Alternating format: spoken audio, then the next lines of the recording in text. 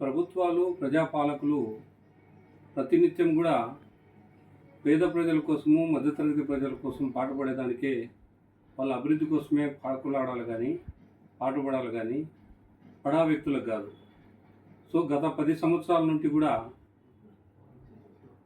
కొంతమంది బడా పారిశ్రామికవేత్తలకు దాదాపు 16 లక్షల కోట్లు రుణాలను మాఫీ చేయడం జరిగింది. సో ఇందులోనే ఈ పట్టికలోనే ఉన్నాయి. మరి ఇందులో ₹1 అయినా కానీ చిరు వ్యాపారులకు కానీ లేకుంటే రైతులకు కానీ ఏమైనా రుణాలను మాఫీ చేసినారా? మరి ఇటువంటి పరిస్థితుల్లో ఈరోజు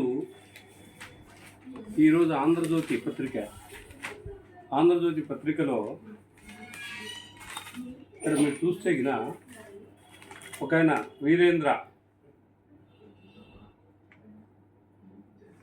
అని కర్ణాటకలో ఒక ఎమ్మెల్యే, ఆయన దగ్గర ఈడీ సీజ్ చేసిన మొత్తం ఎంత అంటే దాదాపు 21 కిలోల గోల్డ్.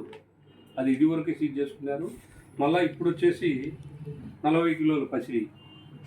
అది కాకుండా ఒక ఆయన ఇంజనీర్ మెహ్రాని చీఫ్ ఇంజనీరు, ఆయన దగ్గర 36 లక్షలు డబ్బు సీజ్ చేసుకున్నారు. ఆయనకుండే ఇది అది ఏమంటారు, చేపల చెరువులో కాటేజీలు ఇవన్నీ. సో దేశంలో ఒక తట్టు పాలకులుగా చెప్పుకునే నాయకులు ఒక తట్టు, మరొక తట్టు ఉన్నతాధికారులు ఈ విధంగా దేశాన్ని దోచుకునే పరిస్థితులు నేడు సమాజంలో ఉన్నాయి.